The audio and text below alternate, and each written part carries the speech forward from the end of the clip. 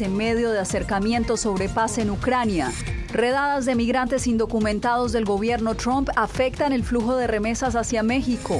Una jueza evalúa la legalidad del Departamento de Eficiencia Gubernamental encabezado por Elon Musk. Y Hamas anuncia nueva ronda de liberación de rehenes.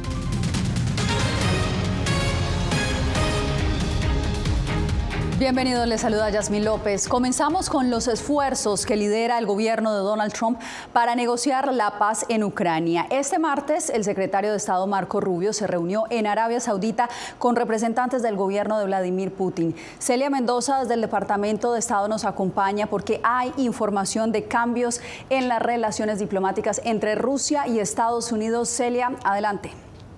Yasmín, el secretario de Estado de los Estados Unidos, Marco Rubio, aseguró que para poder avanzar en estas negociaciones que eventualmente puedan llevar a la paz en Ucrania, hay que restablecer las relaciones diplomáticas entre los Estados Unidos y Rusia, asegurando que este es un primer paso para lograr este objetivo y han delineado un plan de 4 puntos mediante el cual se podría no solamente iniciar este acercamiento, pero mantener a largo plazo.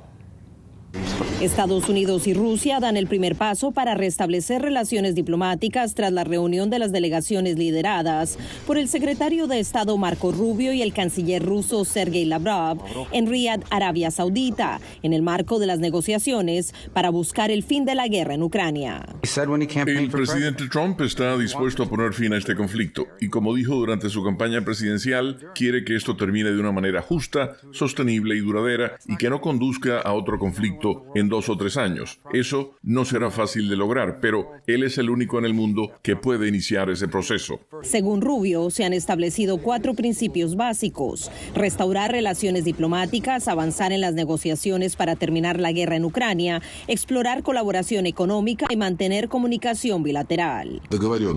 Estos son los acuerdos a los que llegamos. La primera y probablemente la más urgente y además no tan difícil es conseguir que los embajadores de Rusia en Estados Unidos y de Estados Unidos en Rusia sean nombrados lo antes posible. En segundo lugar, acordamos eliminar las desventajas que durante muchos años, sobre todo en la administración Biden, se han impuesto a nuestras misiones diplomáticas, obstaculizando gravemente su trabajo. A pesar de que el foco de este encuentro es la negociación de la guerra en Ucrania, el gobierno de Volodymyr Zelensky ni la Unión Europea tuvieron representación. El presidente ucraniano visitará Arabia Saudita el 10 de marzo. Estoy convencido de que para Ucrania y para nuestra región, para Europa, es fundamental que cualquier negociación para poner fin a la guerra no se lleve a cabo a espaldas de las partes claves afectadas por la agresión rusa. Rubio precisó que esta será la siguiente fase con los equipos negociadores. Yo diría que para poner fin a cualquier conflicto, las partes involucradas deben hacer concesiones. No vamos a predeterminar cuáles serán. Ciertamente, no vamos a negociar esto hoy ni en una conferencia de prensa, pero hay otras naciones que tienen sanciones. La Unión Europea tendrá que participar en algún momento porque también ha impuesto sanciones, pero supongo que el punto aquí es que acordamos cuál es el objetivo.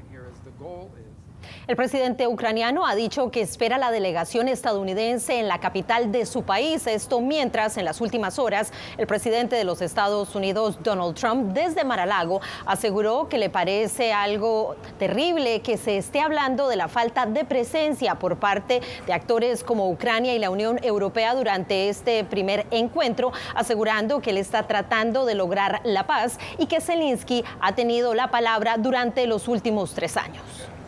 Celia, y tras asegurar que Europa no formará parte de las negociaciones con Rusia, el enviado especial de la Casa Blanca a Kiev se reunió hoy en Bruselas con la presidenta de la Comisión Europea para discutir las iniciativas estadounidenses sobre Ucrania. Carolina Valladares tiene el reporte. Dije que soy de la escuela del realismo. Creo que eso no va a suceder. Pero dije, esa es una de las razones por las que estoy aquí hablando con la gente. Tras anunciar que Europa no debería formar parte de las negociaciones de paz en Ucrania, Keith Kellogg, el enviado especial de Estados Unidos para Kiev y Moscú, y la presidenta de la Comisión Europea, Ursula von der Leyen, se reunieron en Bruselas para acercar posturas después de que la parte europea expresara su discrepancia. Según el extracto de la reunión, la presidenta europea reafirmó reafirmó su compromiso para una paz justa y duradera y reiteró que cualquier resolución debe respetar la independencia, la soberanía y la integridad territorial de Ucrania. Una postura que no coincide con la expresada días antes por el jefe del Pentágono. Queremos como ustedes una Ucrania soberana y próspera, pero debemos empezar por reconocer que regresar a las fronteras de Ucrania anteriores a 2014 es un objetivo poco realista. Perseguir ese objetivo ilusorio solo prolongará la guerra y causará más sufrimiento. Durante el encuentro, la presidenta de la Comisión Europea destacó el papel de Europa para garantizar la estabilidad financiera y de la defensa de Ucrania, habiendo aportado, aseguró, 145.000 millones, más que cualquier otro aliado, incluido Estados Unidos, le dijo al enviado de Trump. La reunión tuvo lugar después de una reunión de emergencia este lunes en París, donde cerca de 10 líderes europeos discutieron las iniciativas estadounidenses sobre Ucrania y posibles conversaciones para poner fin a su guerra de 3 años con la vecina Rusia. Mientras, durante el fin de semana, Kellogg trató de tranquilizar a los europeos, declarando que esto no significaba que sus intereses no fueran considerados, utilizados o desarrollados. Carolina Valladares, Voz de América, Washington. En noticias de inmigración, llegó la temporada de cosecha en California, pero en medio de las redadas masivas de la administración Trump, muchos trabajadores agrícolas sin estatus legal ya no quieren ir a trabajar. Alex Segura nos trae los testimonios. Alejandra es una trabajadora agrícola indocumentada en California que no quiere mostrar su rostro ni compartir su apellido por miedo a ser deportada. Este día fue el día martes cuando empezaron las redadas y el día miércoles la verdad no salimos porque sí nos dio mucho miedo, porque ya vimos en todo el día, estuvimos escuchando que migración andaba muy activo y se puso en los puntos claves donde todos los trabajadores del campo en esta temporada teníamos que pasar. Entonces un día después, el día miércoles, yo no salí a trabajar porque pues me dio miedo. La presidenta del sindicato United Farm Workers, Teresa Romero, explica que 2 de sus miembros fueron detenidos. Los trabajadores agrícolas que han sido deportados han estado trabajando aquí durante 15, 20 años. Ni siquiera tienen una multa de estacionamiento. Fueron detenidos en la calle. No es que tuvieran una orden de arresto contra una persona específica. Mientras la administración de Donald Trump asegura que estas primeras redadas de migrantes se centrarán en sospechosos de delitos, el zar de la frontera, Tom Homan, asegura que esto es solo el comienzo. Cuando ampliemos el enfoque más allá de los delincuentes, habrá más arrestos. Dejé en claro que quienes están en el país de manera ilegal no están fuera del radar. En California, cerca del 75% de los 400.000 trabajadores agrícolas son indocumentados, según un estudio de la Universidad de California. Las redadas migratorias han generado temor en el sector, poniendo en riesgo su sustento y la estabilidad de la industria. Alex Segura, Voz de América, Los Ángeles, California. Y el impacto de las redadas también la sienten en México. Los parientes de indocumentados en Estados Unidos ahora están recibiendo menos dinero por las remesas. Hatsiri Sánchez con el informe. Las políticas del presidente Donald Trump ya comenzaron a afectar a las familias mexicanas que dependen de remesas para subsistir. En el estado de San Luis Potosí, hijos de estos migrantes crearon una asociación y piden a las autoridades apoyo y protección para sus familiares. Sofía Concepción Rodríguez pertenece a la asociación Hijas e Hijos de Migrantes en Estados Unidos y su padre es un migrante mexicano que desde hace 15 años vive en Dallas, Texas. La asociación agrupa a hijos de 32 migrantes indocumentados. El trabajo disminuye para ellos porque pues ahorita mucha población está con la preocupación de las redadas y eso disminuye los ingresos de las familias.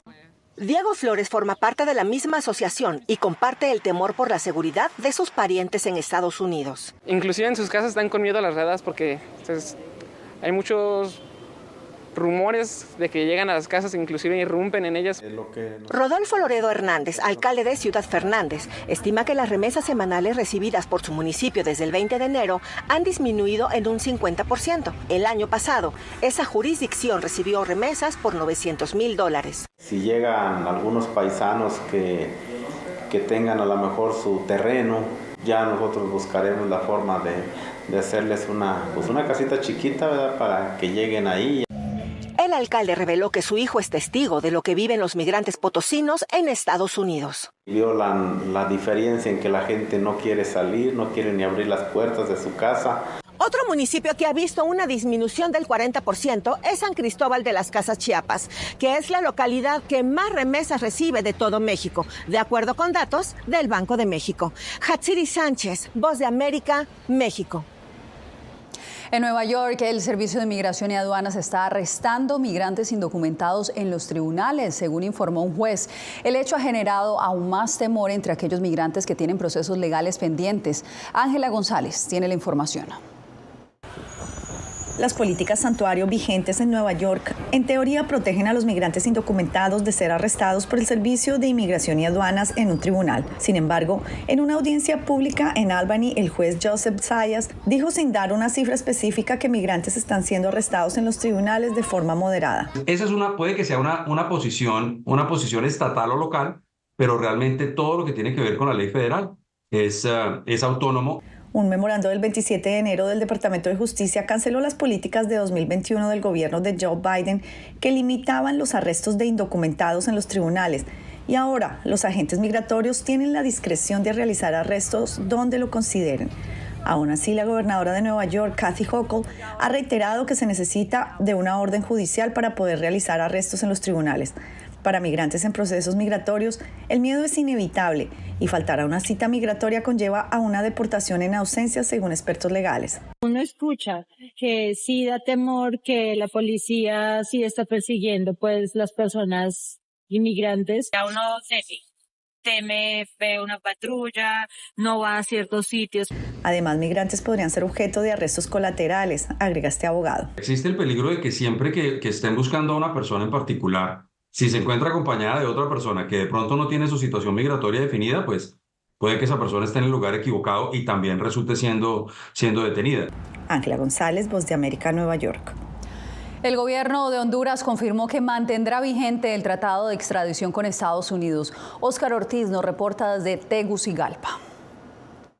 Al conocerse el mensaje de la presidenta de Honduras, Xiomara Castro, de que mantendrá vigente el tratado de extradición con Estados Unidos, el canciller Enrique Reina dijo haber alcanzado su objetivo de que la herramienta no sea utilizada con fines políticos.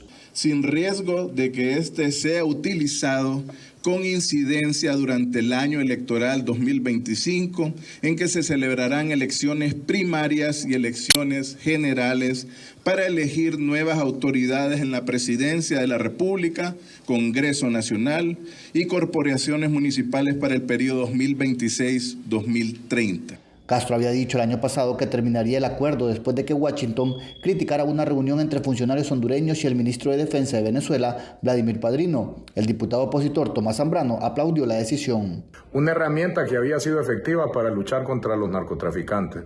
Si se concretaba esta eliminación, iban a convertir al país en un paraíso para los narcos. Libre había puesto en primer lugar los intereses de su familia antes que los intereses del pueblo hondureño. Para este experto en política exterior, la decisión evita importantes consecuencias económicas. Porque no es seguro que se produzcan deportaciones masivas, es parte de un discurso retórico y lo que debería hacer el gobierno es más bien acercarse al nuevo gobierno de Estados Unidos, cuando tome posesión, crear los canales de comunicación para tener relaciones más armoniosas.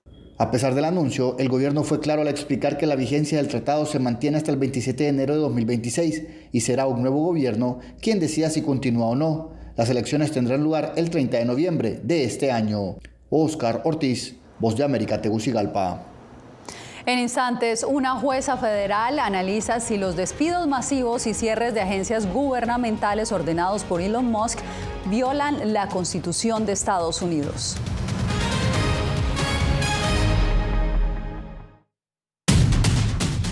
Esta semana en Foro se intensifican las tensiones comerciales y geopolíticas entre Estados Unidos y China. Panamá se encuentra en una posición muy difícil. Depende mucho en la inversión china y también en el comercio. ¿Ves innovación en la inteligencia artificial de China? Todavía no hay algo que nos diga, wow, o sea, traen algo muy diferente a lo que se ha venido haciendo en Estados Unidos. Foro, una fuente de información confiable. Soy Néstor Aguilera, corresponsal de La Voz de América en el Ecuador. Informar sobre la realidad de un país exige una alta dosis de responsabilidad periodística, más aún cuando las noticias evolucionan a cada instante. Aquí en La Voz de América encuentras noticias veraces, precisas y balanceadas. Valores profesionales que me motivan a trabajar día a día para informarte de manera profunda sobre los temas que más impactan tu vida diaria. Porque en La Voz de América, la prensa libre importa. Uno de los mayores centros de producción global de opio está experimentando profundos cambios a medida que los talibanes intensifican su lucha contra la industria de la droga. Helmand, la maldición de los narcóticos. Una investigación exclusiva de La Voz de América que nos lleva a lo más profundo de las plantaciones de amapolas en Afganistán. Ahora en todas nuestras plataformas.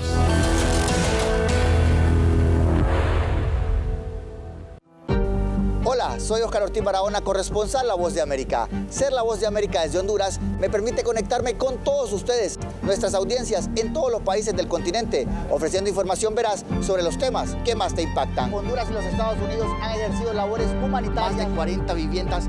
Desde perspectivas humanas y con base en hechos, te informamos para que seas tú quien formes tu propia opinión, porque La Voz de América, la prensa libre, importa.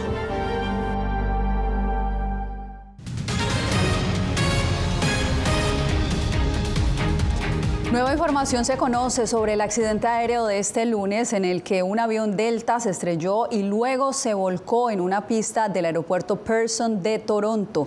En medio de ventiscas que alcanzaban hasta 51 kilómetros por hora, el avión aterrizó con tanta fuerza que perdió su ala derecha y se encendió en la pista. Esto lo dijo el director ejecutivo del aeropuerto de Toronto hoy martes. Aseguró que milagrosamente las 80 personas que iban en el vuelo procedente de Minneapolis sobrevivieron. Todas menos 2 de las 21 personas heridas en el vuelo han sido dadas de alta. Y en otras noticias, la jueza que evaluaba si las acciones que ha emprendido el Departamento de Eficiencia Gubernamental violan la Constitución, autorizó este martes a ese ente y a Elon Musk a accesar sistemas del gobierno federal con información sensible de los contribuyentes. No está claro si los 14 estados que interpusieron la demanda apelarán al fallo. Laura Sepúlveda nos da la información. $55 mil millones, asegura el Departamento de Eficiencia Gubernamental, que ha logrado ahorrarle a Estados Unidos atribuyéndolo a la reducción de la fuerza laboral, entre otros rubros, según publicaron este lunes en su portal. Pese a ello, en respuesta a la solicitud de la jueza Tanya Chutkan para que especifiquen la cantidad de despidos ya registrados y por venir durante las próximas 2 semanas, el ente insistió en no tener conocimiento ni directa competencia. Chutkan atiende a la demanda de 14 estados que alegan que Elon Musk y dicho departamento abusan de autoridad. Los demandados no están al tanto de ninguna autoridad legal que otorgue al Departamento de Servicios Digitales ni al Departamento de Eficiencia Gubernamental el poder de ordenar medidas relacionadas con personal. El mismo documento especifica que DOGE, por sus siglas en inglés, no depende de la Casa Blanca y aclara que Elon Musk es asesor senior del presidente, no empleado del Departamento de Eficiencia. Tras una publicación de Musk en redes sobre la intención de DOGE de acceder a información confidencial del Seguro Social debido a supuestos cobros fraudulentos, la directora de la agencia, Michelle King, se negó a proveerla y presentó su renuncia.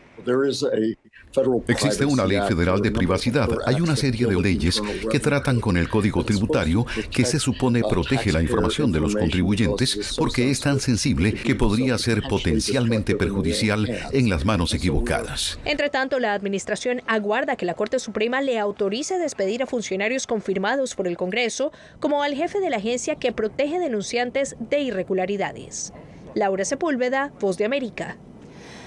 En Gaza, luego de que el primer ministro de Israel autorizara el ingreso de asistencia humanitaria al enclave, el grupo militante Hamas anunció que realizará nuevas liberaciones de rehenes y entregará varios cuerpos. José Pernalete tiene el reporte. posible avance en crisis de Medio Oriente. Hamás ha dicho que en los próximos días entregará cadáveres y liberará rehenes de personas que fueron retenidas en Gaza antes del inicio de la guerra, un primer paso para un acuerdo de cese al fuego. Confirmamos que el movimiento y la resistencia están listos para participar de inmediato en las negociaciones para la segunda fase, que es el alto el fuego completo, y para lograr una calma sostenible y la retirada completa de las fuerzas de ocupación de la Franja de Gaza, y para lograr la segunda fase del acuerdo de intercambio de rehenes de una vez. Por su parte, Israel ha dicho que hay disposición para las negociaciones sobre la segunda fase del acuerdo de rehenes y proceder a la liberación de todos los capturados. Con respecto al Líbano, como parte del acuerdo de alto el fuego en el norte, las fuerzas de defensa de Israel completarán la retirada del Líbano hoy. Permaneceremos temporalmente en 5 puntos estratégicos importantes necesarios para nuestra seguridad.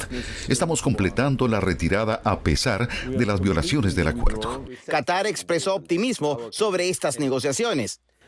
Todo el proceso que estamos llevando a cabo ahora es lo que es posible y esa es la realidad.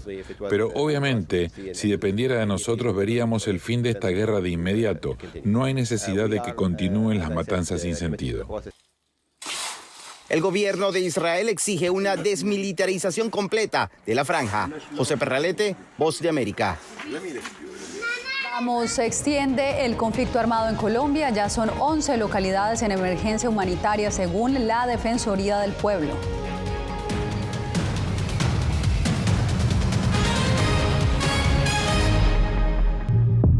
Es la semana de los enamorados y a la par de las flores y chocolates también se vende esperanza. Para aquellos que han sufrido una ruptura, el mercado está lleno de servicios que prometen sanar un corazón roto.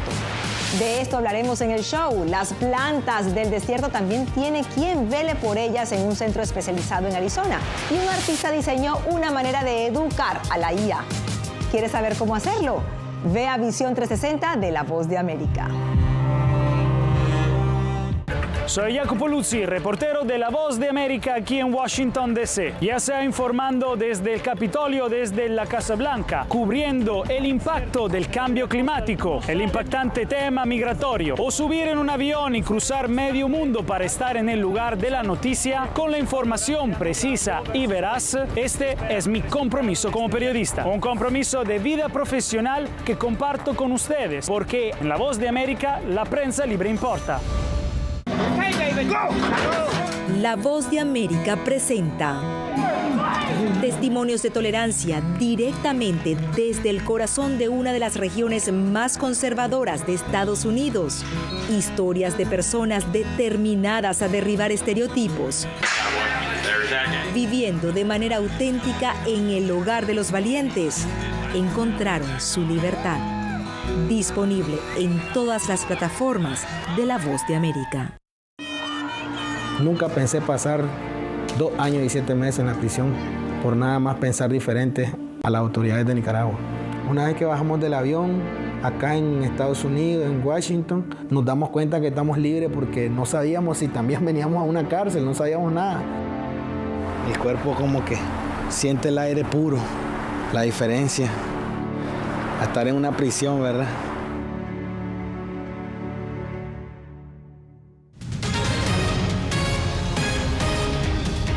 El Papa Francisco fue diagnosticado con una neumonía bilateral. Según informó el Vaticano este martes, su infección respiratoria sigue presentando un cuadro complejo.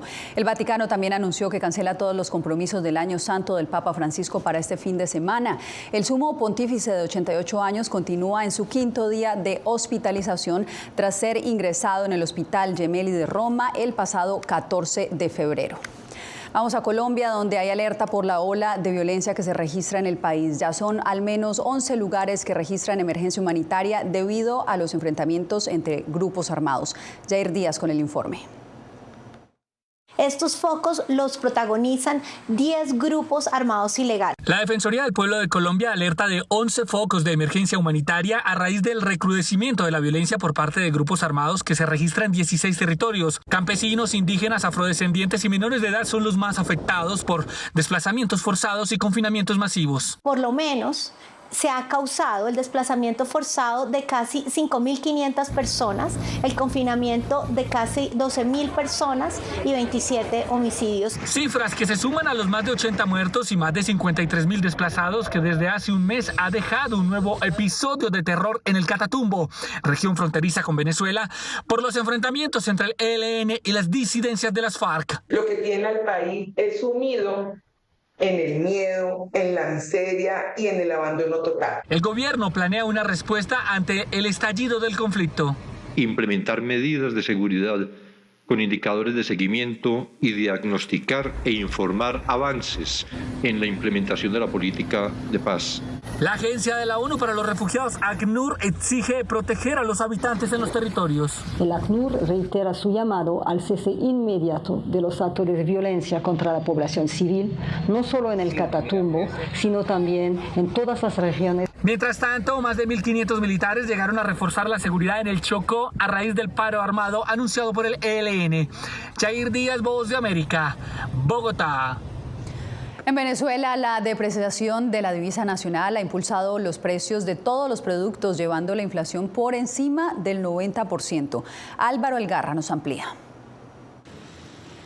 En un país donde los trabajadores y pensionados perciben uno de los ingresos más bajos de América Latina, el impacto de la inflación se siente con mayor dureza. El economista integrante del Observatorio Venezolano de Finanzas, José Guerra, precisa que la inflación acumulada en los últimos 12 meses es de 91%, una magnitud que apunta a que, si no hay correctivos este año, los precios tendrán un alza de 3 cifras. La economía está fuera de control desde el punto de vista inflacionario, porque el Banco Central no cuenta con los instrumentos de reservas internacionales para lograr estabilizar la tasa de cambio. Ciudadanos consultados en un mercado municipal relatan que no alcanza el dinero para adquirir todo lo necesario. No se puede, todo está más costoso, más caro. Todo sube, a medida que sube el dólar va a subir todos los productos. Sí, lo que se ve es un sesgo de clase, donde los que tienen compran muchísimo y cosas exorbitantes y los que no tienen, pues ahí vamos. Sin embargo, Delcy Rodríguez, vicepresidenta de Venezuela, asegura que el proceso de recuperación económica y de disminución de la inflación en comparación con años previos está dirigido a la felicidad social del pueblo y la recuperación del poder adquisitivo. Y es el primer objetivo de la transformación económica, que tiene también como objetivo acelerar el crecimiento económico. Solo en los últimos 4 meses, la cotización del dólar acumula un salto del 67% en el mercado oficial. Y como el dólar tampoco ha dejado de escalar en el mercado paralelo, se mantiene una brecha entre los dos tipos de cambio de 20%. Álvaro Algarra, Voz de América, Caracas. Hacemos un nuevo corte, pero ya regresamos. No he visto un peligro en la libertad de prensa. Periodismo, la prensa libre importa. Una coproducción de La Voz de América y Telefuturo. El problema que se va acentuando se llama libertad de expresión. Disponible en vozdeamerica.com.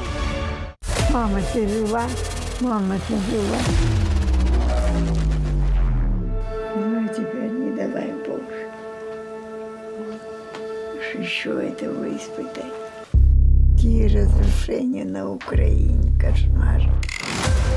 Там была ракета. Ракета или бомба?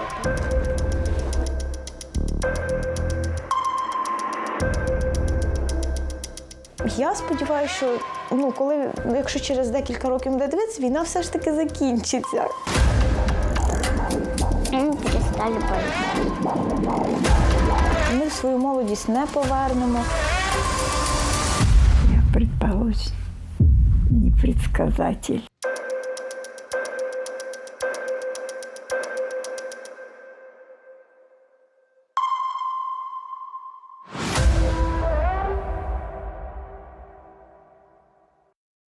Soy Fabiola Chambi, corresponsal de La Voz de América en Bolivia.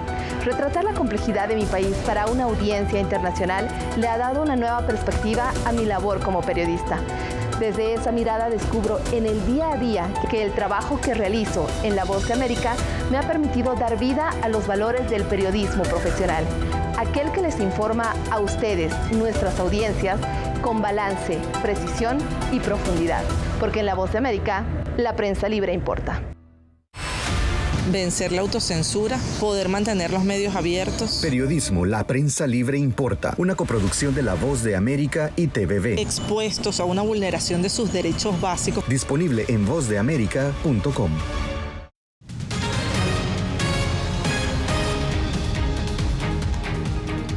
Una explosión de color y cultura china viven por estos días en Santiago de Chile. Y todo gracias al espectacular Festival de Linternas Tianfu. En este evento, considerado el mayor de su tipo fuera de China, se ven impresionantes estructuras luminosas, presentaciones artísticas y una deliciosa variedad gastronómica típica del país asiático. Para muchos es una oportunidad única de conectar con una de las culturas más antiguas del mundo y disfrutar del intercambio